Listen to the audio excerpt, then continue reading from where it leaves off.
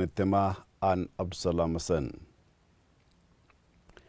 Qabeenya uummata Oromoo irratti magaalaa Hararitti haleellaan wayita raawwatamu humnootiin nageenya dhaabbatanii ilaalaa turan jedhan. Haleellaa qabeenya uummataa irratti raawwata haleellaa qabeenya uummataa irratti banameen hubaatiin gahee jira. Uudii Musaa gabaasa bilbilaanuun gahee jira. Guyyaa duraa ayyaana cuuphaa sababa godhachuudhaan gaafa akka lakkoofsa Itoophiyaatti gaafa guyyaa 10 dheengaddaa dabarte tana dargaggoonni gurmaa'an muraasni alaabaa heera mootummaa biyyattii irratti dhorkaa taatee fi firooma tokko amantaa kiristaanaa waliin hin qabne qabatanii guutuu magaalaa Hararii fi naannoo isii keessatti fannisuudhaaf yaalii taasisaa turani. Yeroo sanitti ammoo humni gurmaa'ee kun humna raayyaa ittisa biyyaa federiititti ajaja damee bahaatiin walitti hidhata kan qabu. Kana yeroo jennu achi turre ijaan agaraa jirra waan ta'eef humni raayyaa ittisa biyyaa mataa isaatiin alaabaa orangaadee bicaa qayyiisan harka isaa gubbatti hidhateeti deemaa ture. Isa alaabuma kana bifa guddoo ta'een kanuma humni raayyaa ittisa biyyaa harka irratti hidhatee deemaa jiru kana magaalaa guutuu keessatti fannisaa turanii. Yeroo kana dargaggoonni Oromoo muraasni naannoo Arattenyaa jedhamtutti alaabaan kun firooma takka amantii wajjin qabu naannoo kana takka hin fannifne. Karaan kun uummataati waan ta'eef magaalattiinis magaalattii hawaasaati waan ta'eef sabab sablammootaa keessa jiraata waan ta'eef wanni akkanaan taasifamuun walitti bu'iinsi xiqqaan uumame ture. Guyyaa kaleessaa gaa walitti bu'iinsi hordofuudhaan osoo hordoftoonni amantaa kiristaanaatis nagaan ayyaana isaanii adeemsifataa jiranii kanarra dabree ammoo hawaasnis nagaan jiruuf jireenya isaa adeemsifataa osoo jiru ganama qaamni gurmaa'e addatti qabeenya hawaasaa gamoolee naannoo isfaaltii karaa guddicha jiddugala biyyattii Finfinnee irraa karaa Jijjigaa geessuu fi magaalaa Hararii keessa dabru karaa guddicha irra jiru gamoowwan 11 irratti haleellaa addaa raawwatee qabeenya isaaniitis guutumatti balleesseeti jira. Gamoo Riiftivaaliitii irraa jalqabee hanga gamoo waajjira Oromiyaa Miidiyaa Neetworkiitii fi istuudiyoo Oromiyaa Miidiyaa Neetwork damee baatan Harar tanaa fi waajjira KFO kan torbaanuma dabre keessa jilli Koongirensii Federaalistii Oromoo Profeesar Mararaa fi hooggansa olaanaa isaaniitiin dhufanii asitti banan irrattis gamoo san irrattis haleellaan cimaan raawwatameeti jira. Kanarra dabre ammoo buufata poolisii aanaa haakim akka barbaadanitti dhagaadhaan ol goree humni gurmaa'e kun osoo qaamni raayyaa ittisa biyyaa bira jiru achitti hanga barbaade dhagaan tume poolisoota 4 akkas miidhaa achi keessatti irratti geggeesse uummataatu poolisii idilee naannoo Hararii sanirraa ittise jechuudha. Qabeenyi kun qabaluuti gamoon kun Oromiyaa Miidiyaa Neetworkiitii fi waajjirri KFO irra jiru ja'amaati naannoo sanirra dhaabbatee agarsiifamaa ture. Nutilleen ammoo humna san hanqa agarratti ragaa fudhanneeti jira. Gizee lafarraa dhagaan ol darbamu san hundi ragaan tokko lamaan nu harka jira.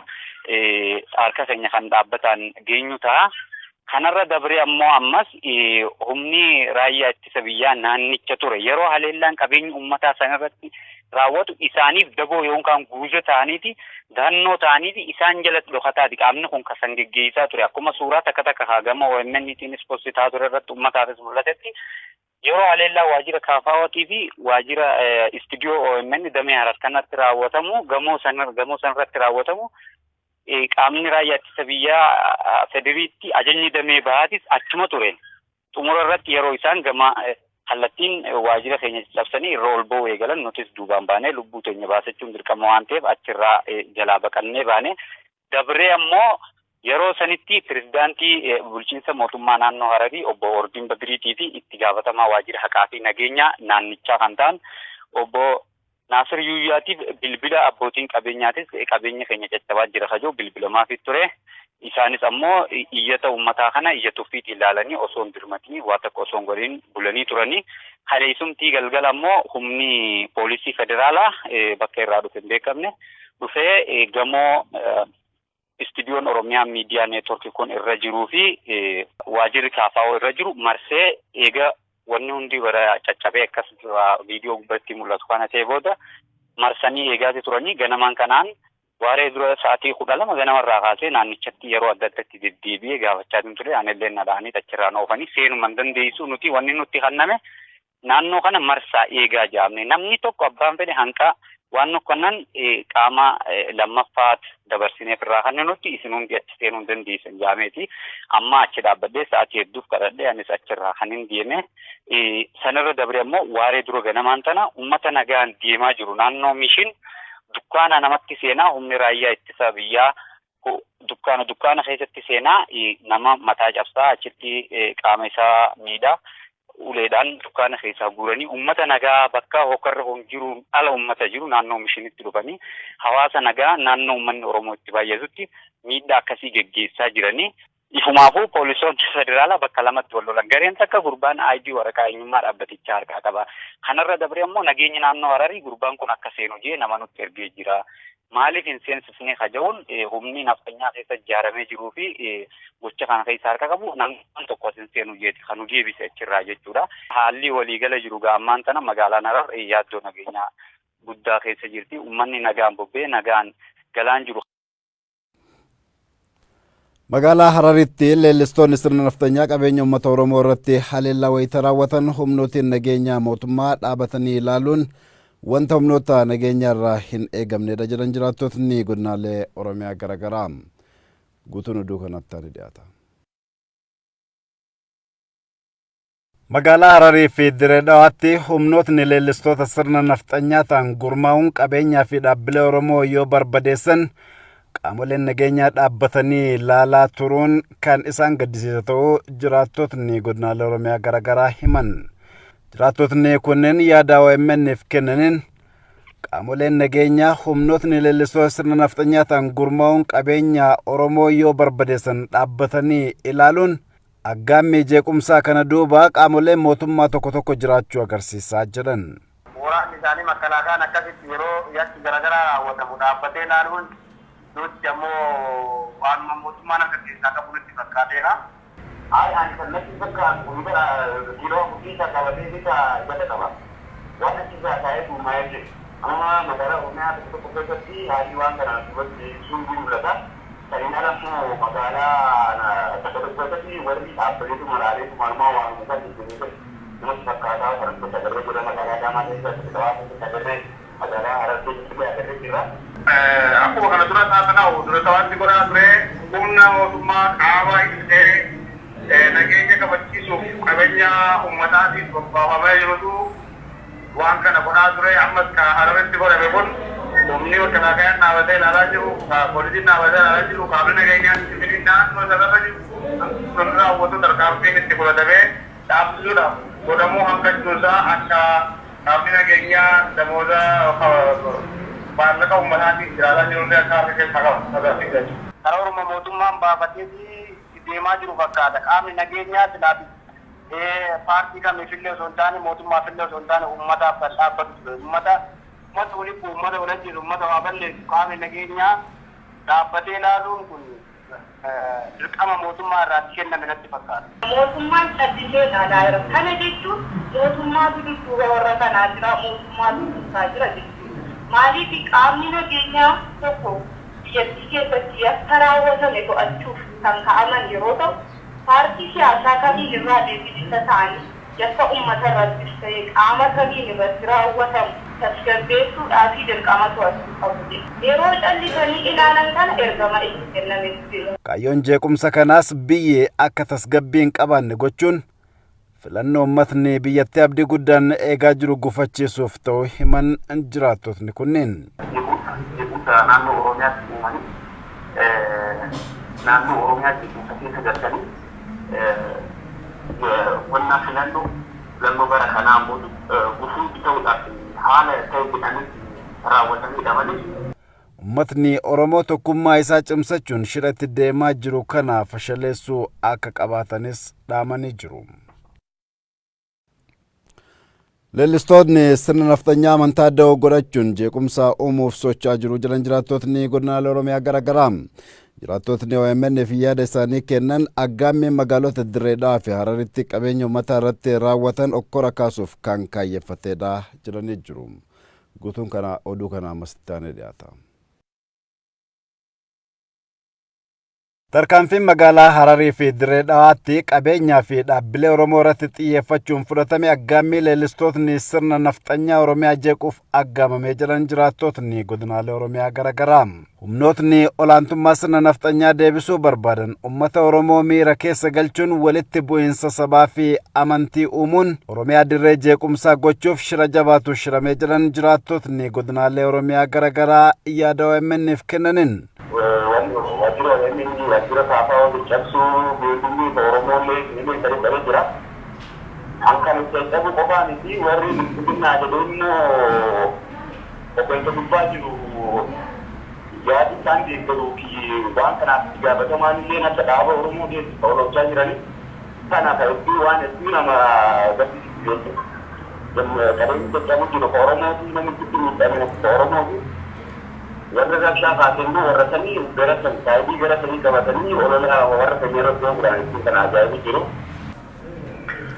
Hayyee kun dhiiruma sirna nafxanyaa humnatti deebisuu fi karaa namoota mootummaatiin karaan qawwii banamee fi nurratti gaggeeffamaa ture sana kun kan godhamaa jiru olaantummaa Amaaraatii fi sirna nafxanyaa deebisanii kan dhaabuuf abjuun dhugan sana karaa humnaatiin hojiitti hiikuuf yaalii furaa jiran ta'uu argina.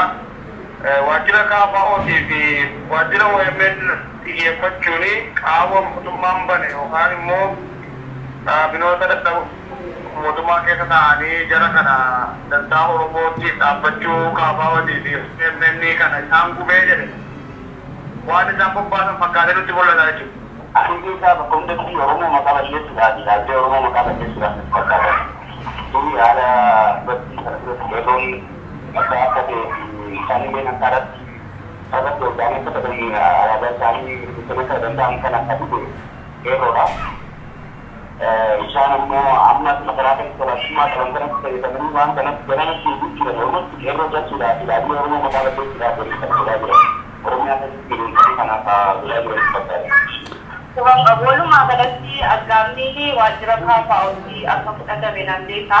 Qabeenya musliimaas barbadeessu. Kana jechuun uummata Oromoo uummata musliimaa miira keessa keessanii akka jechuudha ka'uudhaaf kaayeffatanii kan jarri jiran. Magaalota hedduutti kadhatti adda addaatti yaadamaa jira. Yeroo tuttuquudhaan illee yaadamaa. Jechoota miira namaa kakaasan fayyadamuun akka namni akka raawwate hidhamu gochuun illee jira. Akka magaalaa keenyaatti illee argaa jirra. Akka Jimmaatti jechuudha. Wanni godhamaa jiru walumaa galatti uummata musliimaa Oromoo miira keessa galchuudhaaf deemamaa jira. Kanaafiyyuu uummanni Oromoo uummanni musliimaa yeroo tarkaanfii fudhatu tarkaanfii kamiin tasgabbaa'ee fudhachuu qaba. Kaayyoon isaanii tarkaanfii walfakkaataan deebii sanaa bakka biraatti eeggachuuti guddaan Oromiyaa keessatti akka ta'udha. Humnootni kunneen amantaa da'oo godhachuun ajandaa dhoksaa isaanii galmaan gaachuuf socho'uu kan jiran jiraattootni alaabaan Minilik isaan amantaa Ortodoksii jalatti dhoksanii of jalaan deeman barsiisa amantichaa waliin hidhata tokkollee hin qabu jedhan. Amantaan alaabaa mataatii danda'e hin qabu. Amantaan kan jarri akka matatuutti fayyadamanu keenya iyyuu kan beekamu masqala akka addunyaatti kan beekamu masqala. Deebisee immoo amantaa Ortodoksii yeroo jennu amantaa tokko akka addunyaatti amantaa tokko. Kanaaf adda ba'ee biyya keenya qofaaf mallattoo addaa qabaachuu hin danda'u. Alaabaa adda ta'e biyya keenya qofaatti qabaachuu hin danda'u. Yoo kan qabaatu ta'e amantii Ortodoksii osoo hin taane karaa biraadhaan mereka alaban dulu orang jadi kau ni kan mau baca Kristen ke aman demo sama siapa orang Habasha pernah nak tanya Kristen pernah nak minta sekolah. Sebelum ni biar kita yang kita jeranu, ada rumah tangki. Amanti kami di Jawa Muslim atau Ortodoks atau Katolik atau Ortodoks dan karena dua nanti jalan jadi alaban lu muslim pun wajib kawan tu jadi. Uummatni Oromoo aggaammii biyya jeeqoo humnoota kanaan isarratti godhamu tokkummaa isaa jabeeffachuun tasgabbiidhaan hoongessuu qabaa jedhan. Qeerroowwan magaalaa Shaashamannee sochiin paartileen siyaasaa Oromoo filannoo dhufuuf taasisaa jiran abdii kan isaanitti hore ta'uu himan. akeekni qabsoo Oromoo fi faayidaa uummata Oromoo ijoo dubbii ta'uu himanii jiru. Abdii Tufaa dabalata qaba. Dirree filannoo kanaan dura gaggeeffamaa ture of duuba yoo mil'annu kan itti aanus kanaan ala hin ta'u jechuudhaan sodaa keessa galuudhaan gunguma garaagaraa kan dhageessisaa jiran uummanni dadammaqiinsi amma paartileen siyaasaa hawaasa keessatti uumaa jiran filannoo fuuldura jiru kanaaf qaamni hunduu abbummaadhaan akka itti qophaa'uuf gargaaraa jedhanii jiru. Uummanni dhugaa siin jedha ilmoo haati dhaltee biraa badde ta'eera. Ilmoo haati dhaltee raasa gattee biraa badde gara fiiguu dhabe ta'eera uummanni. Kuni nama namummaa isaatiif faayidaa isaatiif nama jaalata. Kuni namni kun boru Oromoo waa godhu uummata Oromooti waa yaaduu jedhee ka jaalatu jira. Yoo dhugaan uummata Oromootiif ka gambaan taate nama uummata Oromooti jaalatu yaadu sani jaalatu. Yoo ammoo nama faayidaa ofiitiif kan jaalatu taate animeetiree ka uummata Oromooti haasa'u. Seera gadaa keessatti gadaan filannoo dimokiraasii keessatti uummata keenya waa hedduu barsiiseera. Dimokiraasii kana dammoo uummanni keenya exersaayisii godhee dhufeera. Amma filannoo kana irratti uummanni keenya eenyullee ta'u eenyullee haa filatu ijjannoo fi dimokiraasiidhaan akka filatu uummata keenya beeksisuu, uummata keenya sochoosuu, uummata keenya dammaqsisuu akka qabaannu dirqama akka kayyummaatti akka qeerrootti illee dirqama lammummaallee hin qabna uummata keenya kana irratti sochoosuu qabaanna. Mirga filannoo nagaa seeraan kabajuu qaban maaliifuu waan haqqisan hin nyaatan. Namni waan haqqise tokko lafaa guuree nyaatu waan ofii dubbatan dhiisuun qabanii jechuudha. Ofii karaa nagaatiin qabsaa jedhanii uummata fidanii eega uummata fidanii akka kabajanii biyya namaatii galchanii karaa nagaatiin qabsaa jedhan karaa nagaatiin kabajanii. Akka dargaggoonni jiraatan magaalaa Shaashamannee OMN'if yaada laatanitti milkaa'ina filannoo bara kana gaggeeffamuu fi dadammaqiinsi yeroo ammaa gaggeeffamaa jiru hubannoo bal'aa uuma jedhanii jiru. Uummata keenya sochoofne filannoo kana irratti nama fedhinu fedhii keenya kennu fedhii uummata Oromoo kan galma gahaa akka jennu kan filachuu akka qabaannu uummanni keenya illee kana beekuu qabaata. Miira dadammaqiinsa gamtaadhaan gaggeeffamaa jiru cinatti humni baratee hiriyyummaadhaan siyaasa egeree biyya kanaatiif ta'u gadi fageenyaan wal hubachiisuu akka qabanis himanii jiru. Hanga fedhe sodaan sirnoota darbaniin uummata keessatti uumamee jiraatus dargaggoonni qabsoo irraa yoomuu duubatti hin deebi'anis jedhanii jiru. Miira dadammaqiinsaa gaggeeffamaa jiru kun humna danda'ameen iddoo fi lafa miidiyaaleen dhaqqabuu hin malleessi akka bira gahamuuf haalli mijatu akka qabus gaafatanii jiru. Achi taa'anii namoonni gariin ka inumaayyuu reediyoo kana garatti dhageeffatu hin qabne jira. Ka gaaraan marfamee gaarri inumaayyuu reediyoo takkitti tana dhaguu hin dandeenye. Uummata ofii an Oromoo hojjedhe erga jedhe an Oromoo of gabbaa erga jedhe Oromoo magaalaa qofan jirtu. Harki baay'ina parsentii 80 baadiyaa jira uummanni Oromoo. Uummata Oromoo kanatti qajeelfame jiru miseensa ofii dhaqqabsiisee miseensonni ofii kun sadarkaadhaan yeroo qabatee baadiyaa hunda keessa deemee uummata Oromootiin wal qunnamtii fi walitti dhiyeenya godhatee uummata waliin haasa'ee haala taa itti deemuuf nama isaa ta'u kana nama jiru kana nama inni boru tafuu barbaadu kana dhaqee uummata ofiitiin walitti dhiyeessee uummata ofiitiin wal qunnamuu qaba. Oduu xumuraatiin Salaaletti waggaatti guyyaan tokko guyyaa agarsiisa fardaa akka ta'u murtaa'u Yuunivarsiitiin Salaalee beeksise. Yuunivarsiitiin Salaalee aanaa Wacaaleetti qeexala fardaa qopheessee jira. Abrahaam Birruu.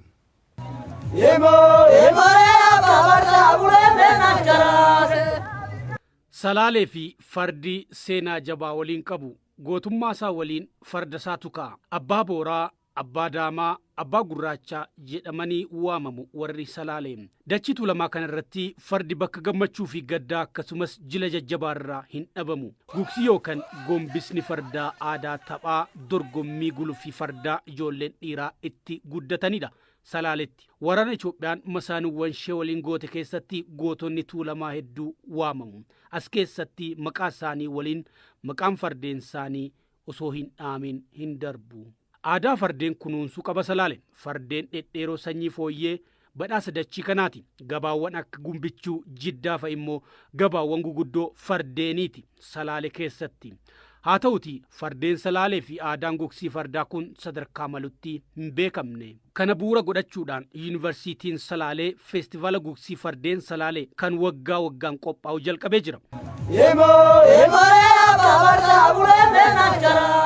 Feestivaalli jalqabaa kun bakka gabaa fardeenii beekamaa aanaa Wacaalee Gumbichuu jedhamutti qophaa'e. Pireezidantiin Yuunivarsiitii Salaalee Dr. Ganaanoo Gofee aadaan gugsii fardeen Salaalee madda maallaqaa fi tuurizimii ta'uu qabaaf feestivaala kana qopheessuuf yaanne jedhan. Qabeenyi uummanni kun qabu maal inni faayidaarra oole raayi.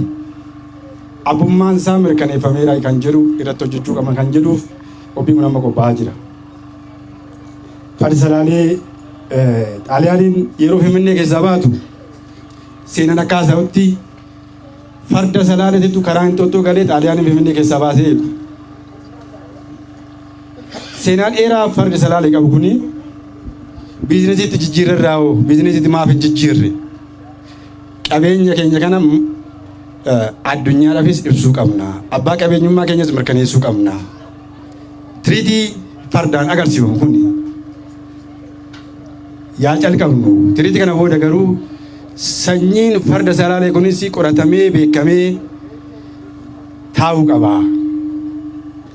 Kanaaf akka piroopozaatiitti inni tokkichi tiriitii waggaatti guyyaa tokko guyyaa farda Salaalee tiriitiin addaa itti agarsiifamu godinatti akka ta'u yuunivarsiitiitti murteessineerra. Gaafatamtuun waajjira aadaa fi tuurizimii godina Salaalee Aadde Almaaz Makbib kaayyoon feestivaala kanaa fardeen Salaalee fi gootawwan godinichaa beeksisuudha jedhan. Agarsiisa fardeenii kana madda maallaqaa gochuu feenaa jedhan. Sadarkaa kanatti odoon ta'in akka biyyaattillee akka addunyaattillee akka beekamuu fi akkasumas fardoonni kun sanyiin isaaniillee jechuudha amma yuunivarsiitii Salaalee wajjin ta'amee sanyiin isaanii qoratamee fardeen gurguddoo fardeen garmalee sanyiin isaanii gaarii ta'e karaa itti fooyya'uu fi karaa itti fufsiinsa qabuun gara fuulduraatti irratti hojjetamee akka addunyaattillee akka beekamu taasisuudhaaf guyyaa har'aa kana yaa'u sirni kun akka qophaa'u ta'ee jira jechuudha. Hawwata turistiillee ta'ee akkaataa itti turistoonni illee gara kana dhufanii feestivaala aadaa kana akka daawwachuu danda'an akkasumas immoo fardeen sanyiin isaanii bebbeekamoo ta'an kanaa fi goototaaf fayyadamaa turan kana akka beekamuu ta'u akka turistoonni illee gara kana dhufan sana hojjechuudhaaf karoorfannee kan hojjechaa jirru ta'uu isaati jechuudha. Warri fardaan feestivaalicha irratti hirmaatan agarsiisi fardeenii kun aadaa keenya beeksisuuf hedduu fayyadaa jedhan. Fardeen biyya kanaa amma nama gammachiisu amma nama maamilee fi mo'aa guddaa qabu jedheen itti amana akka kootittan.